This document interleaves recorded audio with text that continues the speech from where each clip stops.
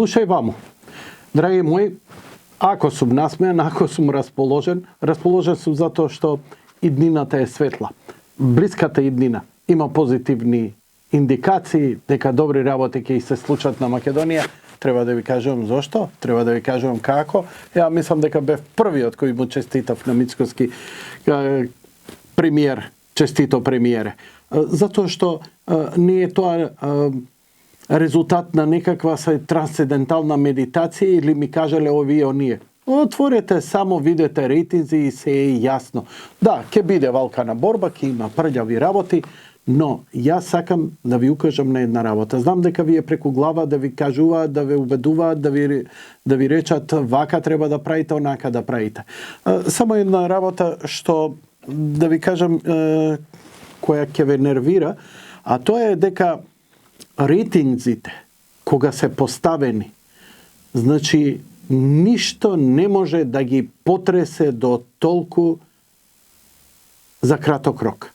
Значи, било каква афера да се измисли сега за опозицијата или за било која друга партија, ако има 35, 1%, нити ќе им се качи, нити ќе им се спушти.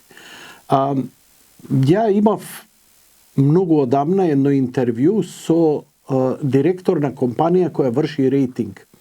И ми кажуваше дека без оглед на се, само тектонски драматични случаи може да се смени јавното мислење.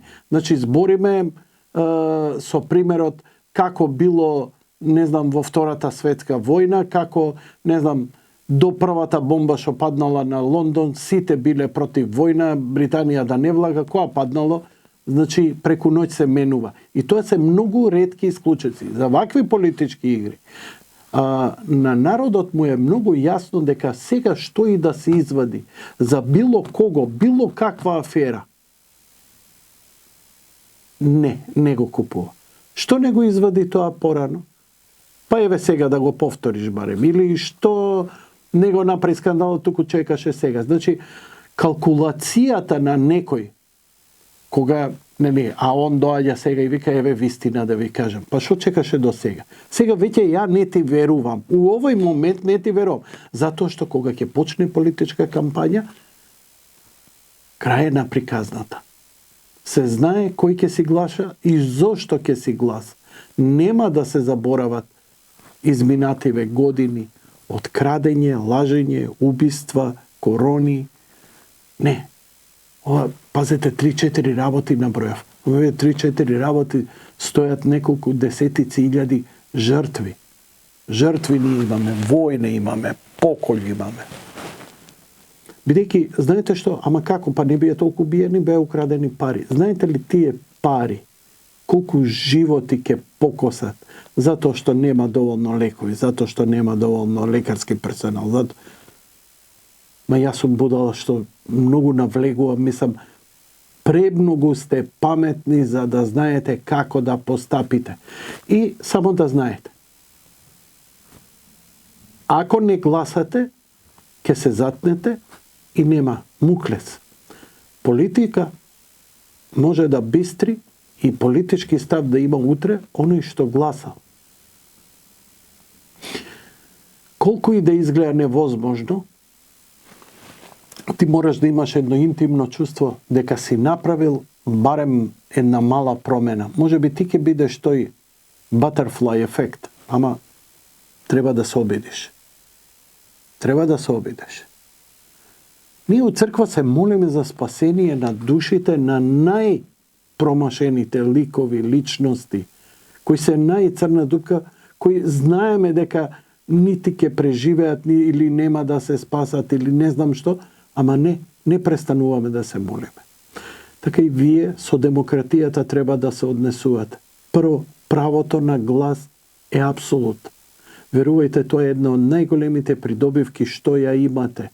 И ако имате акумулирано гнев, незадоволство, разочарување, ете ви начин како да го канализирате. Но јас сум друго нешто да ви кажам. Доста трубам за ова, више сам на себе си издосадив.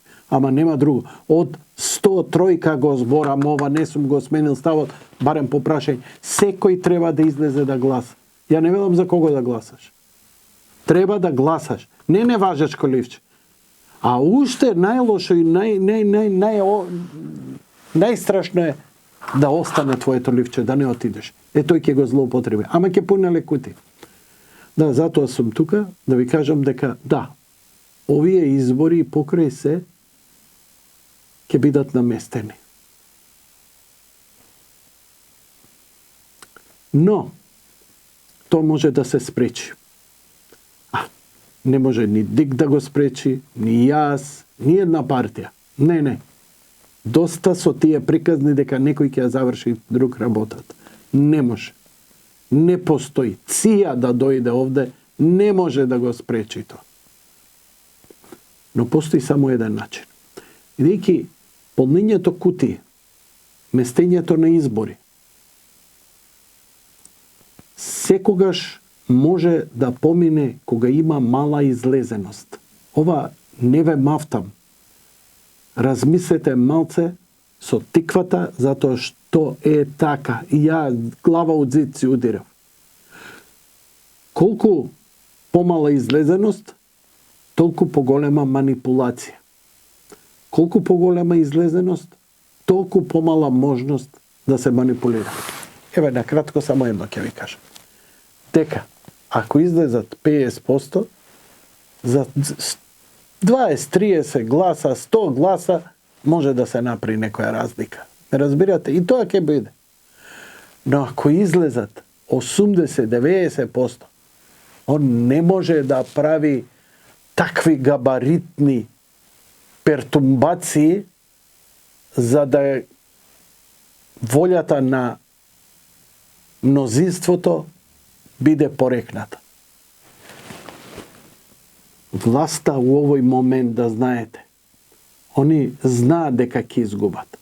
Туку целата кампања име. Ова е малце да ви се отворат очите кога ги слушате, кога лажат, кога зборат, дали лажат, дали не. Небитно е. Само да ви кажам, тоа се нарекува проект Harm Reduction.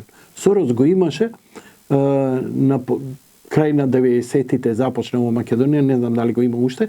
Тоа е Harm Reduction, како наркоманот да го научиш безбедно да се дрогира.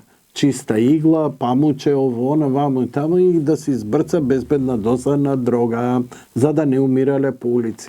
Многу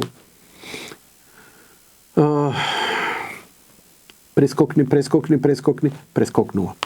Значи, Harm Reduction име што помали последици од нивниот пат да имаат. Затоа, нели, гласање за ситни партии, за разлевање, бидејќи ако се устоличи опозицијата, може да ги прогони, може да ги направи партал, може да ги ресетира сите нивни глупости кои ги направија, кои ќе им служат како некаква база за следните 4 години, кога повторно се надеваат да дојдат на власт.